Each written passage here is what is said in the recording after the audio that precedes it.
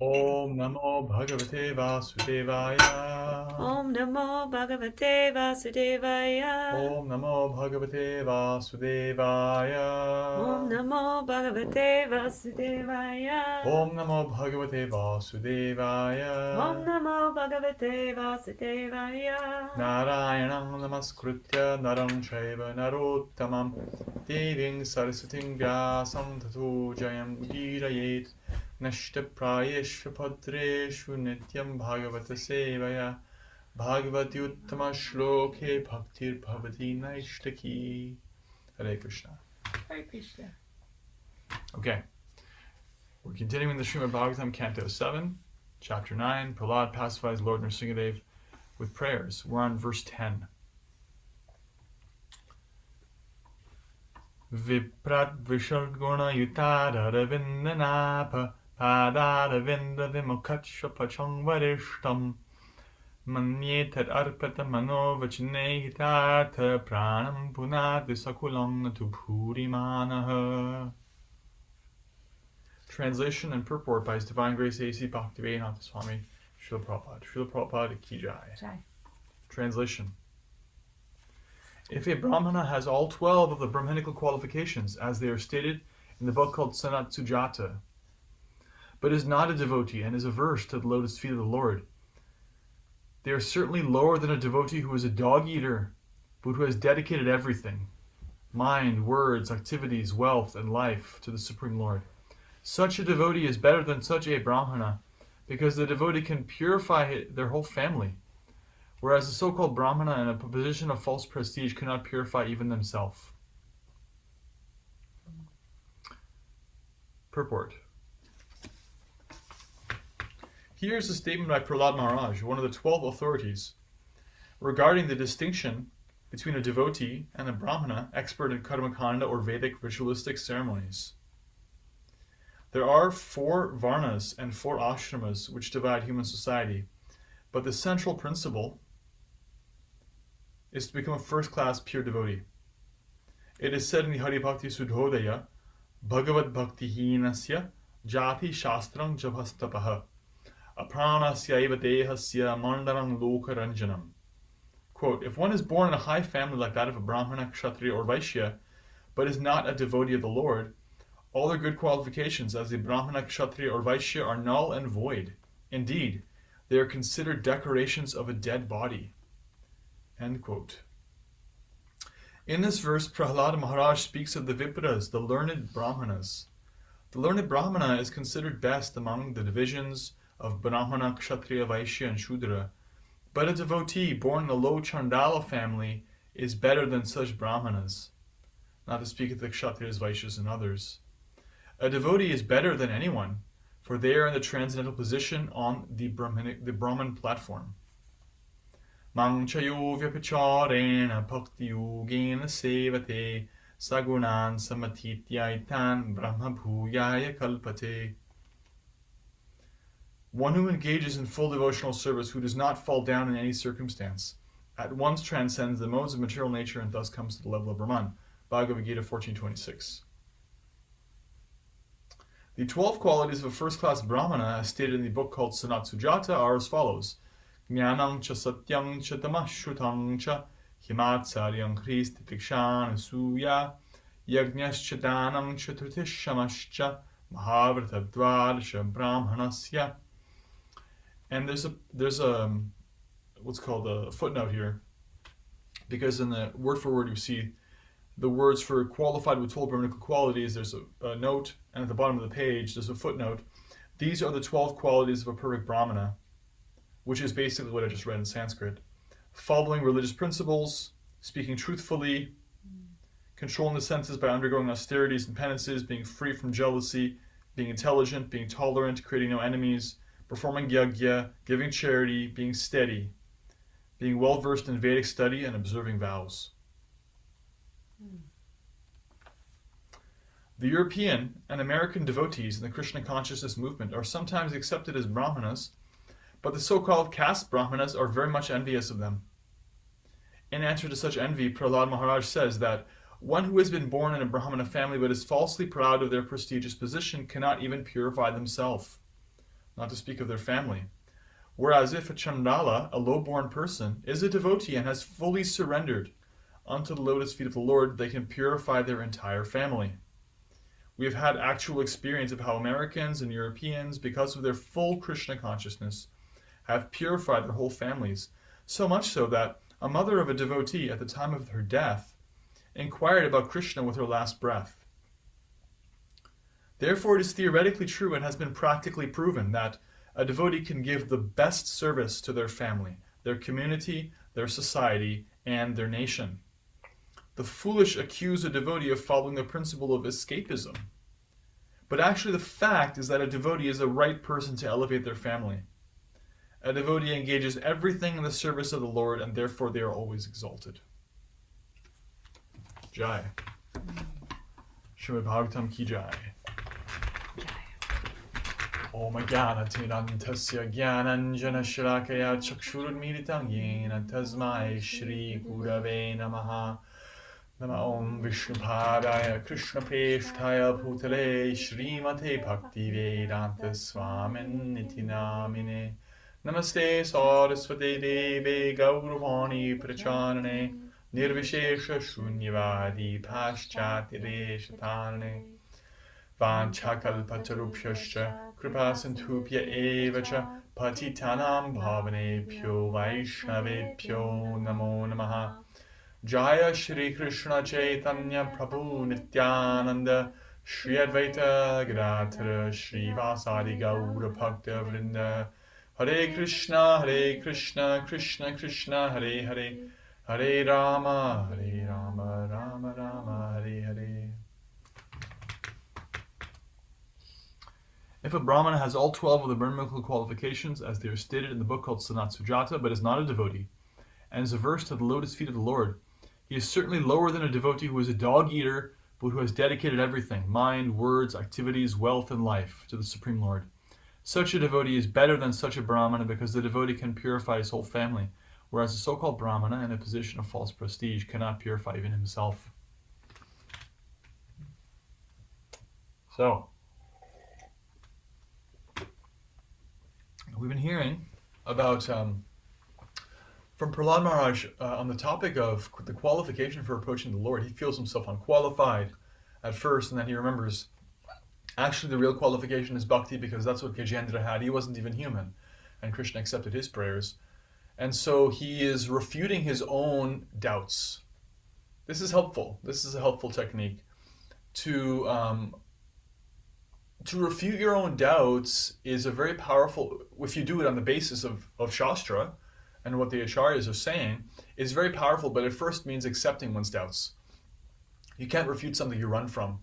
If you are in denial about your own self-doubt, you can't really answer it. If you're in denial about your own lack of faith or your lack of realization of Krishna, then you can't answer your own doubts. If you're in denial of anything, you can't answer it. So Prahlad owns, first of all, he owns his fears. Here's his fear. I can't call out to the Lord. He won't listen to me.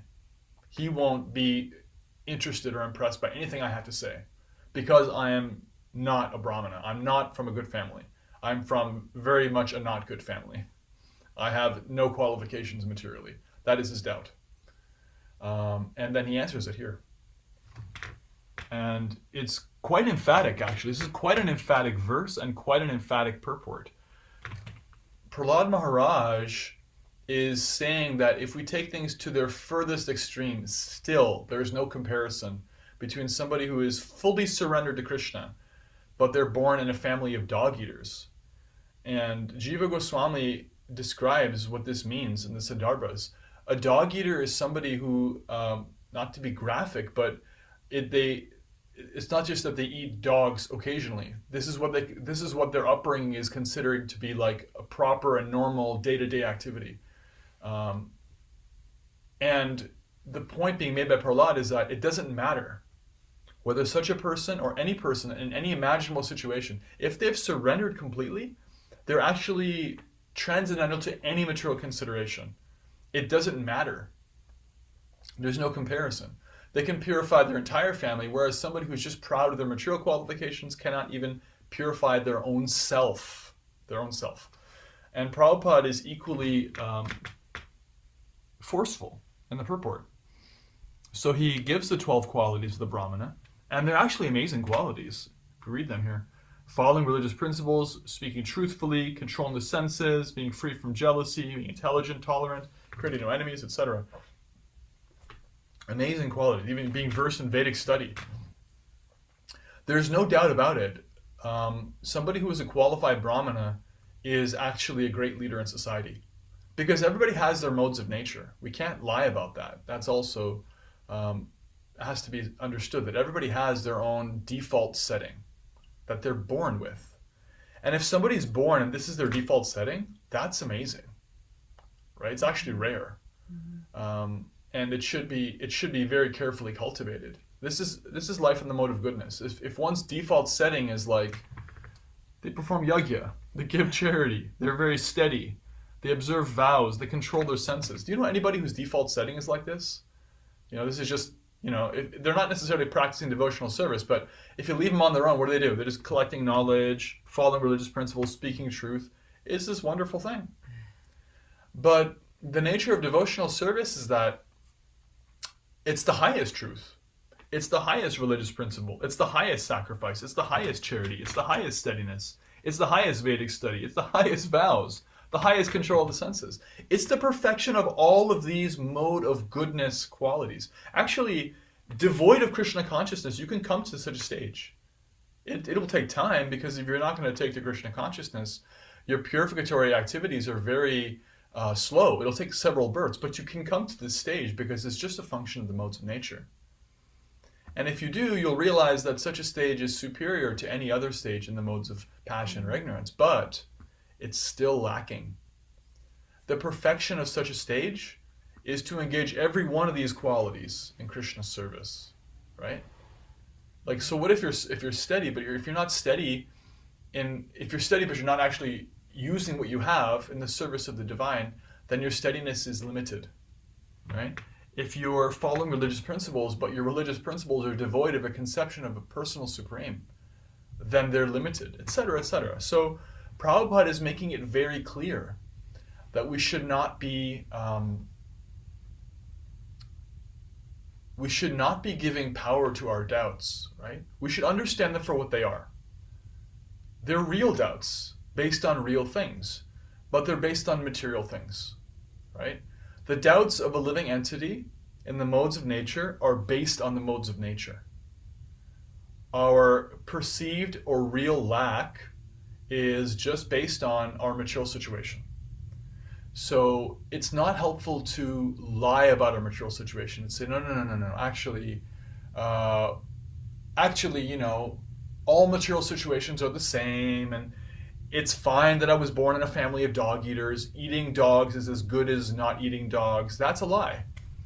Another lie is to say, no, I was born in a low situation. I have a lack of good qualities materially, and that is my disqualification for serving Krishna. That is also a lie. So we have to be clear about material reality and the distinctions on the material platform, and we also have to be clear about the transcendental quality of bhakti, because it's actually revolutionary. We have to understand what are the modes of nature, and what does society look like, what does a person look like in a different mode of nature.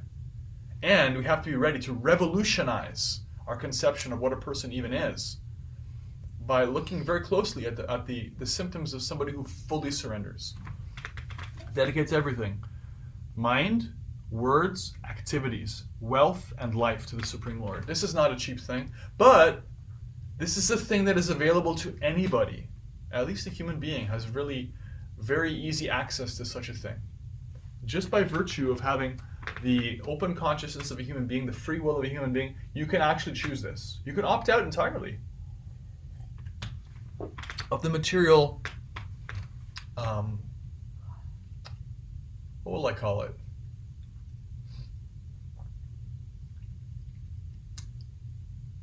Ferris wheel. The material world is a Ferris wheel. It's up and down, right? People, they complain about, especially nowadays, complain about our leaders. We want a revolution. We want change. This is not good enough. not to be a downer, but if we really look at history, revolutions based on material ideas have happened hundreds of times. And they just create a temporary shift, and then they create a new ruling class who becomes corrupted by their own situation.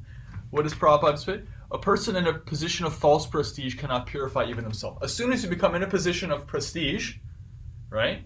If you don't actually dedicate yourself to that position as a servant, then you become very puffed up by that. Now you're the next corrupt ruling class, creating an underclass that's ready for another revolution.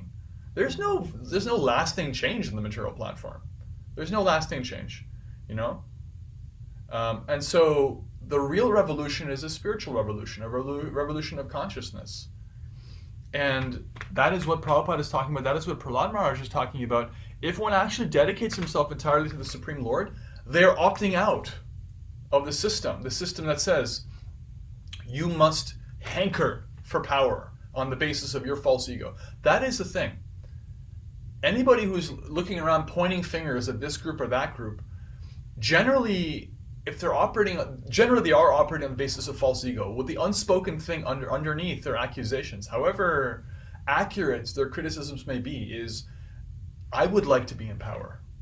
I think people should follow me. I actually have the qualification to say what is really a leader. I actually know how things should be done, right? And there is a fundamental lack of humility there and a fundamental desire to put ourselves in the center, which is the same root cause of the corruption we can see in everybody that we're pointing our fingers at. And that's the unpleasant truth. That's the unpleasant truth. And so real revolution is to opt out of such a system which would unconsciously place ourselves in a position of prestige and say, no, the real prestige is the prestige of Krishna's greatness. And anybody who sincerely surrenders unto him, they have undeniable symptoms of purification, such as these symptoms of a Brahmana, actually. Because one who takes the Krishna consciousness and they become purified, it's not that their purification is an abstract thing, right? It's not that we can say, like, well, okay, so now they're a devotee, and so because they've ticked that box, we have to accept them as completely pure. They actually demonstrate these qualities. They actually come to the higher modes of nature, right? We've been hearing in different places. I keep referring to, for example, the Nectar of Instruction. Rupa Goswami gives very practical, very measurable external symptoms of advancement. And they include things like being free from jealousy.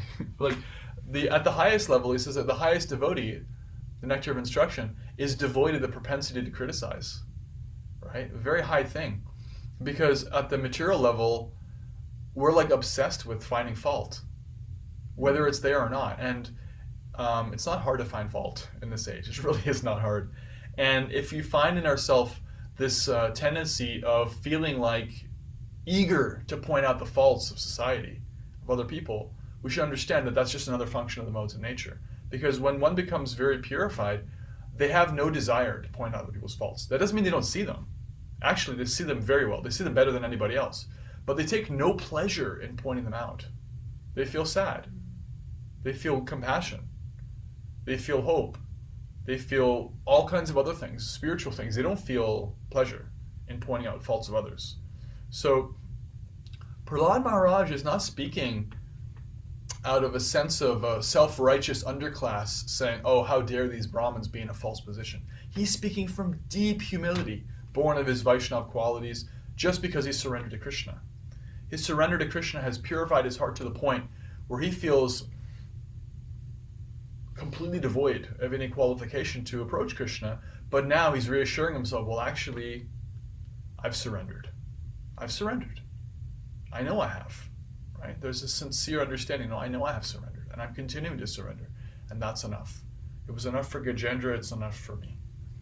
And on the basis of this logic, supported by, for example, the Bhagavad Gita, which Prabhupada quotes here, Bhagavad Gita 14:26 says, one who engages in full devotional service, who does not fall down in any circumstance, at once transcends the modes of material nature and thus comes to the level of Brahman. They're liberated.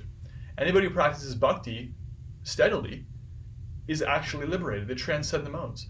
on the basis of Shastra like that, on the basis of the statements of Prahlad, like this entire section of Bhagavatam, on the basis of all these things, we can answer our own self-doubt and say, actually, my dear mind, my dear fears, my dear inner self, Krishna will listen to me. Krishna will attend to me. Krishna will take care of me. I can become liberated. Because that's the whole point. That's why it says that anybody can become liberated by practicing bhakti in 1426 Bhagavad Gita. I'm anybody.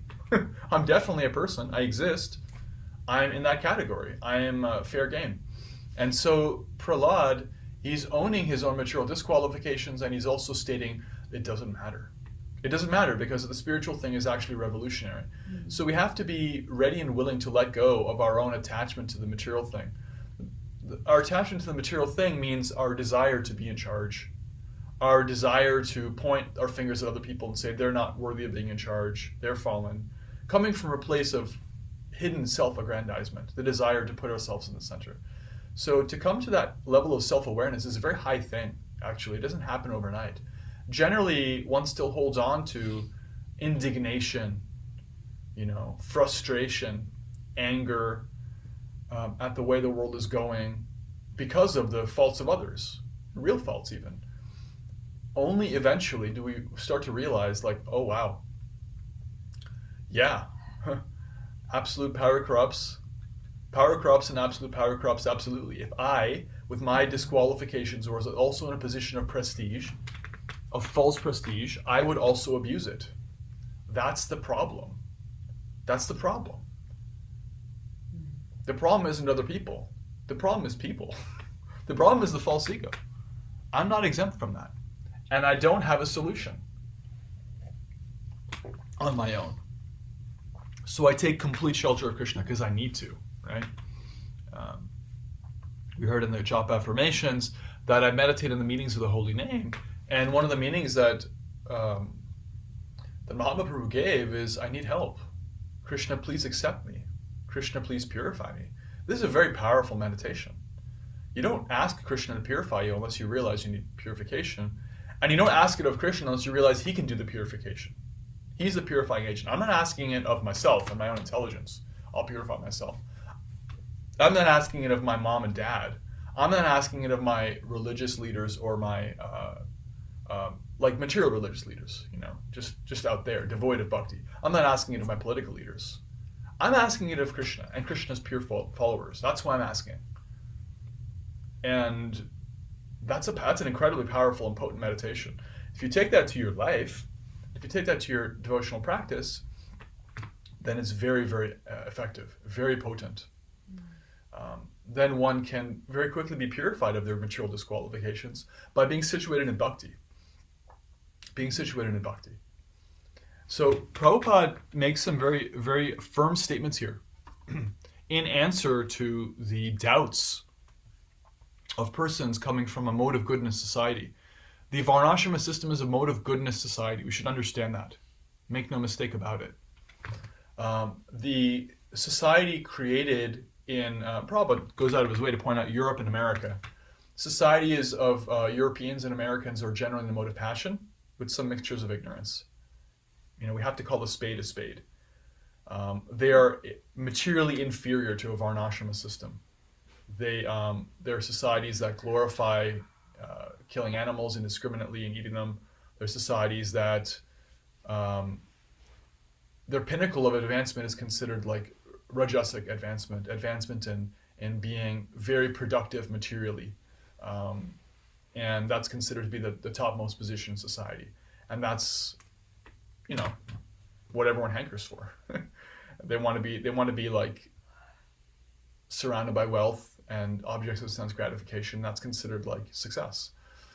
And so critics of the Krishna consciousness movement, critics of transcendental philosophy will say, how dare anybody who's coming from such a materialist society as, cow-killing American, European society, how dare they think they can come to a position of leadership, right?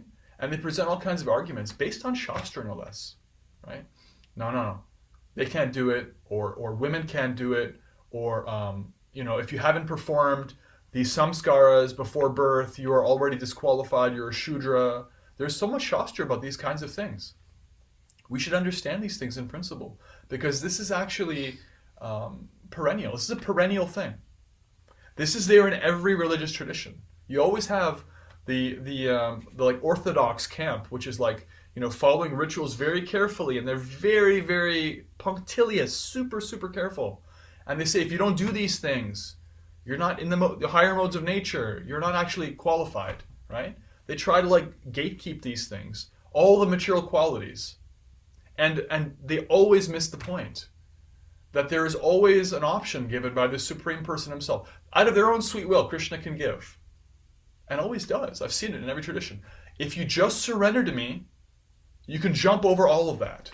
You can jump over that whole game.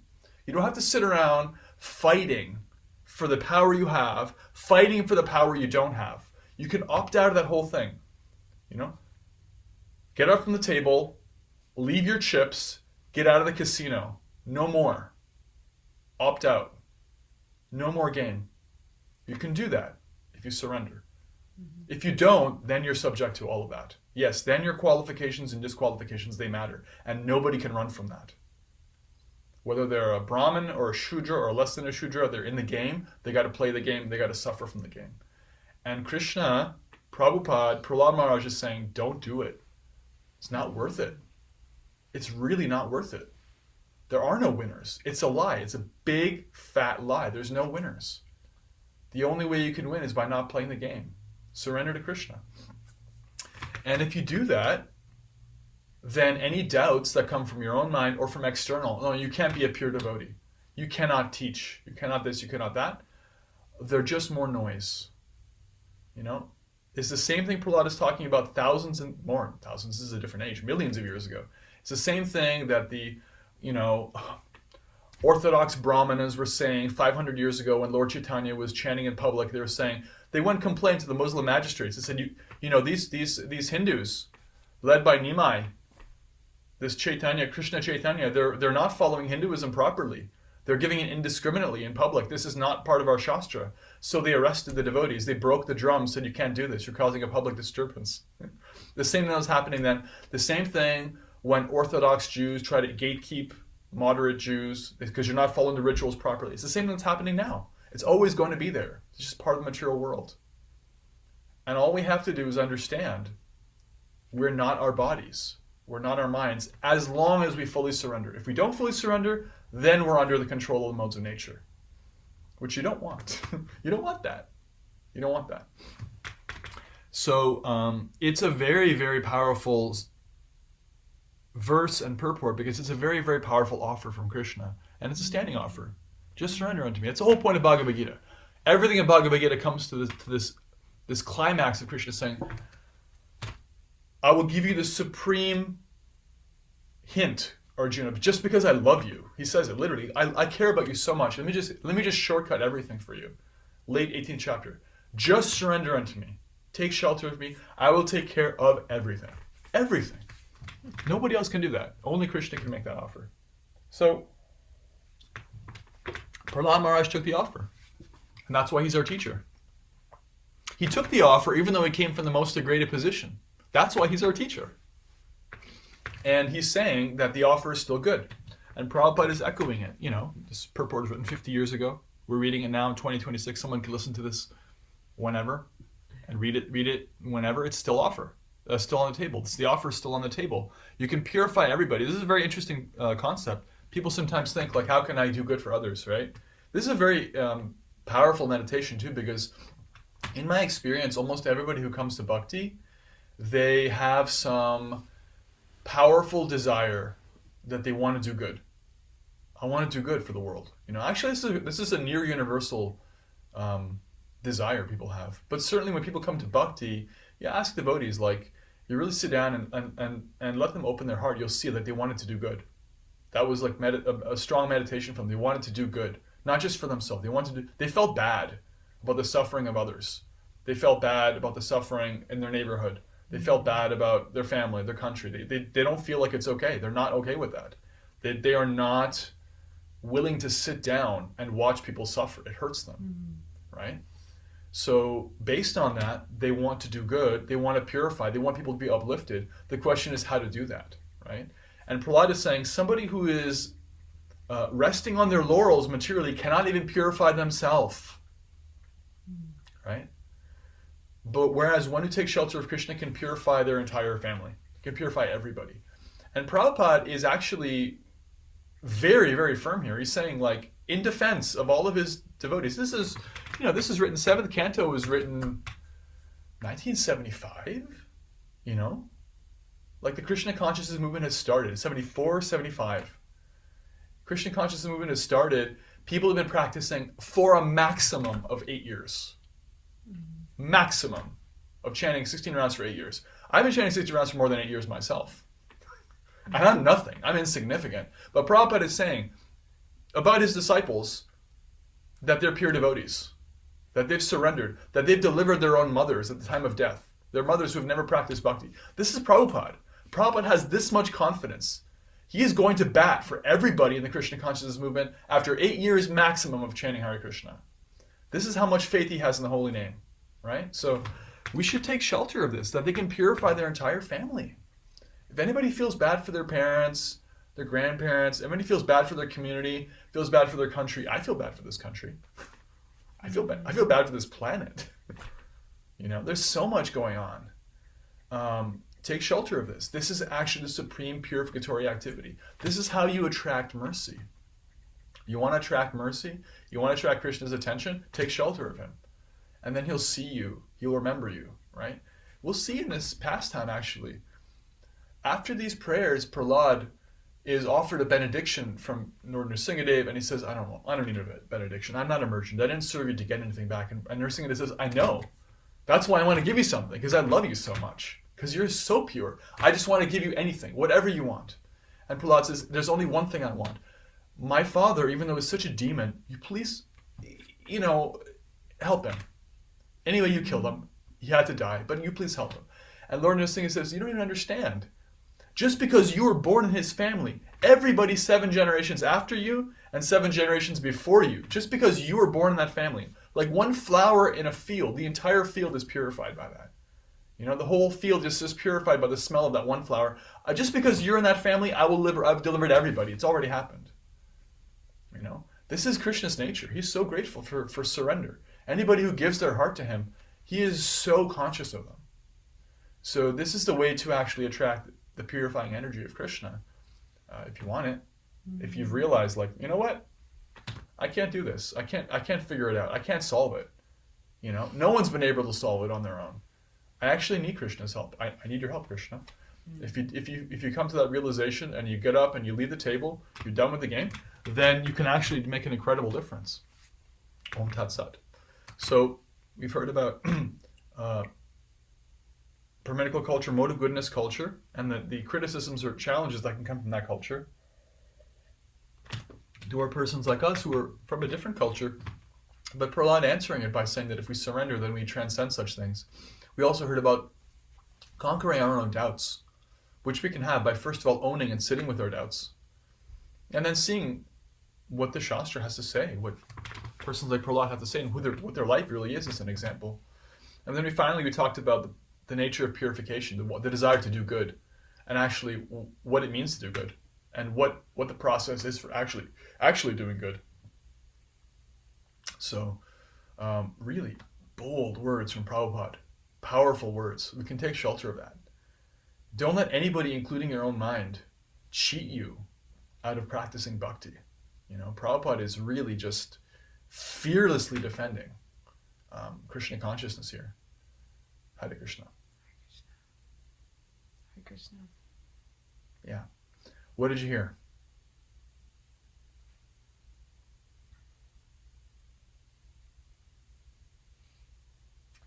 I appreciate how you spoke about, that, or you spoke about how Prahlad is devoid of prestige. He's surrendered, he's continuing to surrender, and he realizes that that's enough, just like it was enough for Gajendra. So if we can come to the point where we, like you said, that we come to the realization, I need Krishna Krishna help me and kind of leave the material, like get off the Ferris wheel, or like Yeah. the allure of the Ferris wheel, like that level, which is hard to get to that point. It can be difficult for us to get to that point, but when we do, when I can, right? It's like when I realize that just surrendering is enough, then like that's it, right? Like that is my qualification, Right. right? That's my qualification. Even with all of my material disqualifications still there, if I do come to that place in my heart where I'm willing and trying and Yeah, particularly if you stay there. right. Then the verse that Prabhupada quotes in the 14th chapter, where it says that if you practice bhakti, you become transcendental to the modes. It says "Mam che avyapacharena," which means unfailing, steady, not falling down. If you continue to engage in devotional service steadily without falling down, that's your qualification for being liberated. It's dynamic. It's dynamic. Yeah. Thank you. Yeah. Thank you. What else did you hear? I I love just the simple concept of you have to accept that you need help Yeah. to ask for help, right? Like you have to be aware that you need help, and that's that mode of surrender. And as you were talking through everything, I was reminded of when Shami, you and I were you were helping me with the disciples course, last year. And I remember I got to a point where like it all became real to me, the understanding of what your guru does, taking on your, you know, karma and everything. And I remember having sort of, mini panic attack that I'm not worthy. I can't like, I can't ask anybody to do that for me. Like, what am I thinking? And, then we kind of, talked through it and, came to a realization that, you know, I've been exposed to this community and these teachings and you as a teacher and Kashuri as a teacher and all of this and that I've come to that pinnacle moment. How could I not continue? And I remember having that conversation with you, Right. and it was just that's what was coming to mind when you were talking through this whole thing is that I don't come from any family that deserves to do this, but here I am, and I still not worthy, but I'm still going to try.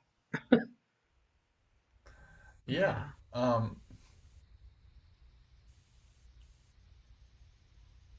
It would be a problem if we did think I deserve this.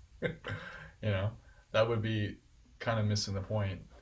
But like it must be said, the ability, we just sang about it, Vande Guru Shri Charanadavindam, how worshipable that is. The ability to actually give shelter to another person, really give shelter, to take their karma and truly connect them to the parampara, that comes because of their full surrender.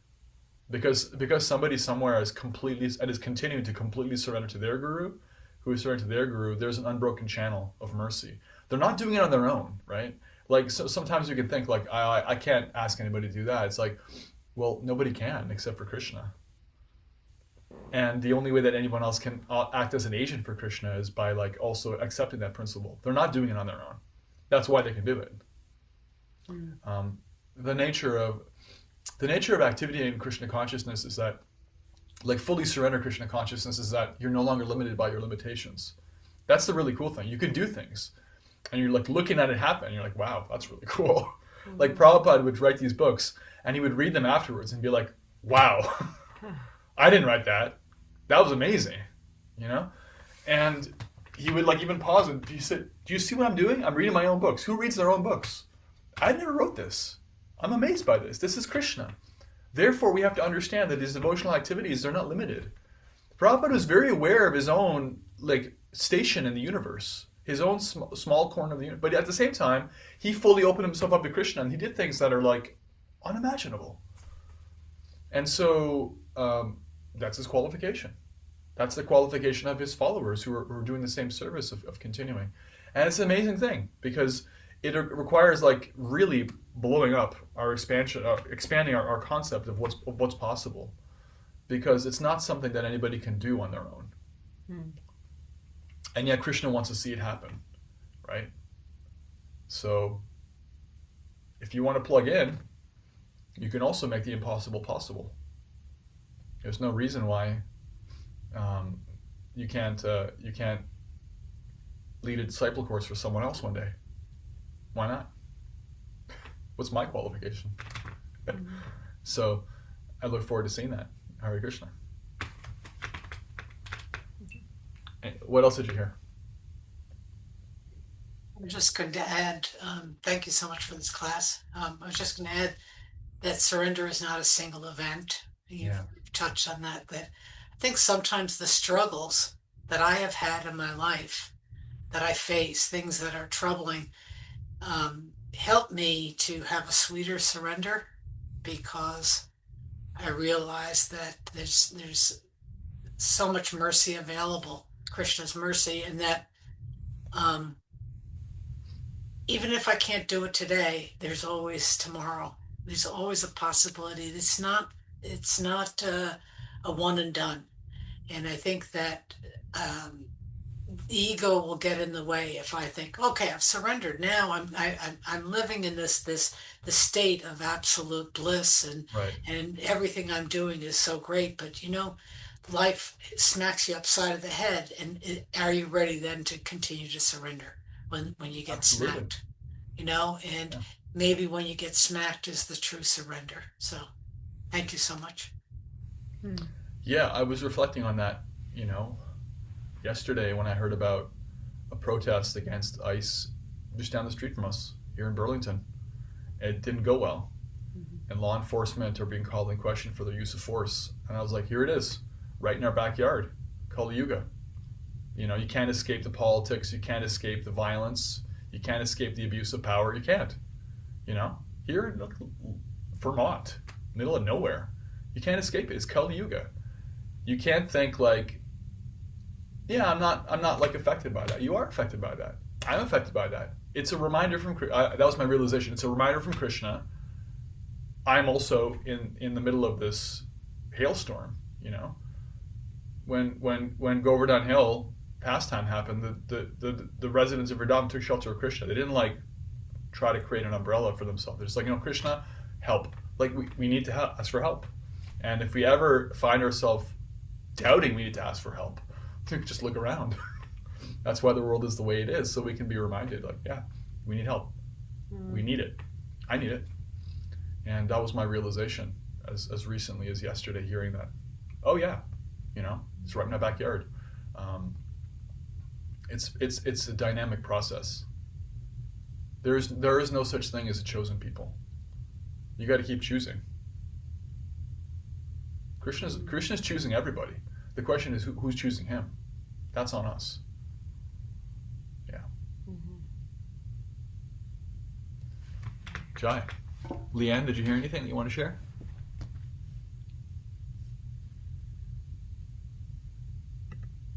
She might write in the chat.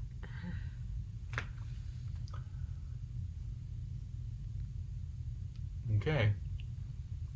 Well, thank you all for your attentive ears. Srila Prabhupada ki jai, Srimad Bhagavatam ki jai. Jai. Now let's offer our respectful obeisances unto all the Vaishnava devotees of the Lord who are just like desire trees. They can fulfill the desires of everyone and are full of compassion for all the fallen Christian souls. Jai Vancha Kalpatrubyascha Kripasindhubhyevacha Patitanam Bhavanebhyo Vaishnavebhyo Namo Namaha. Adhikoti Vaishnava Vrinda ki jai. Jai. Yeah, Prahlad Maharaj is a desire tree. We can pray to him for help.